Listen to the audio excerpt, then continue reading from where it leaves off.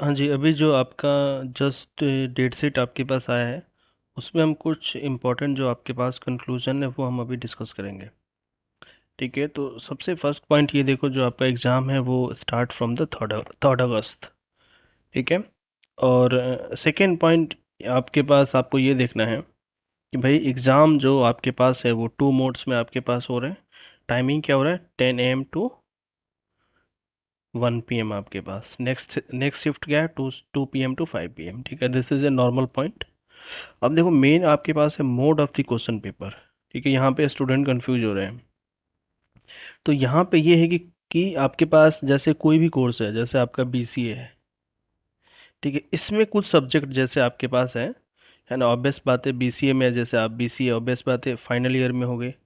ठीक है। और कुछ आपके पास ऐसे भी आपके पास कोर्सेज होंगे, है ना, जैसे ऑब्वियस बात है BCA 6 में आप देखोगे तो डिफरेंट डिफरेंट सब्जेक्ट आपके पास होगा, S1 S2 S3। ठीक है, अगर कोई भी स्टूडेंट BCA 6 का होगा और उसका मान लो किसी भी अदर सब्जेक्ट में बैक होगा, ठीक है, तो उन सब का एग्ज़ाम आपके पास होगा। बट जो क्वेश्चन पेपर की मैं बात करूँ, वो मे बी आपके पास यहाँ पे ऑब्जेक्टिव है कुछ का, और कुछ का आपके पास सब्जेक्टिव दिया हुआ है। तो किसका ऑब्जेक्टिव पेपर आपके पास आएगा, ठीक है, वो आप देख लो यहाँ पे। ठीक है, तो यहाँ पे आप ये देखो कि अगर आपके पास ये कोर्सेज है, जैसे BCA हो गया, BSW होगा, ये आपका कोर्सेज हो गया। तो इस कोर्सेज में अगर ये सब्जेक्ट है आपका FST 101, ठीक है, और ये आपके पास कोर्सेज है ना, बिकॉज FST के तो ऑब्वियस बात है आपके पास, आई थिंक BCA के कोर्सेज हैं, जो भी आपके पास है, ठीक है, आप देख लेना। मुझे इतना ध्यान नहीं आपके पास कोर्स कोड का। तो यहाँ पे अगर ये सारे कोर्सेज हैं और इसके आपके पास ये प्रोग्राम हो गया, ये सारे कोर्सेज हो गए, तो इन सब का जो पेपर होगा, this mode is objective, already आपके पास लिखा हुआ है। Because it's may be A common paper होगा, कॉमन पेपर के लिए बहुत सारे स्टूडेंट होंगे, दैट इज द रीज़न उन्होंने ऑब्जेक्टिव टाइप क्वेश्चन आपके पास दिया होगा। बाकी आपके पास अदर प्रोग्राम के लिए, अदर जो भी सब्जेक्ट है, उसके लिए mode of the paper will be subjective. ठीक है, है ना, यही आपका जो कोर्स पेपर होगा, यही आपके पास ऑब्जेक्टिव होगा। अदरवाइज सारे क्या होगा? सब्जेक्टिव पेपर होगा।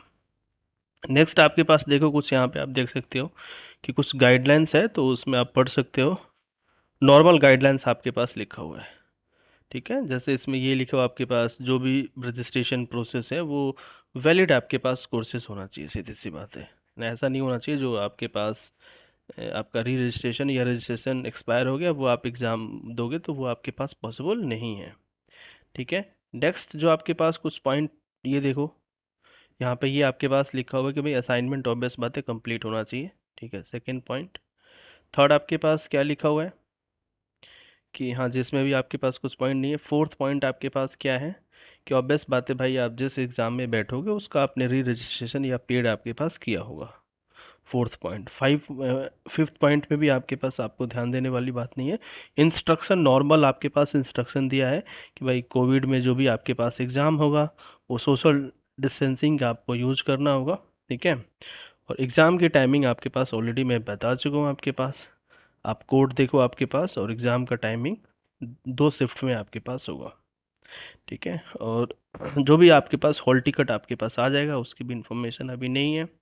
ठीक है। और इसमें ये भी लिखा हुआ है कि भाई इन्होंने ट्राई किया है कि जिन स्टूडेंट का नियरेस्ट एग्ज़ाम है ना आपके पास दे सके। ठीक है, पॉइंट नंबर 3 आपके पास। और बाकी अपडेट सीट है, तो इसको आप सर्च करके देख लो। जैसे किसी स्टूडेंट का कोड होगा आपके पास MCS 013, तो इसका एग्ज़ाम देखो 11 तारीख को आपके पास है, सेकेंड शिफ्ट में। ठीक है। तो वी होप ये चीज़ आपको समझ में आपके पास आ गया होगा। ठीक है। Thank you.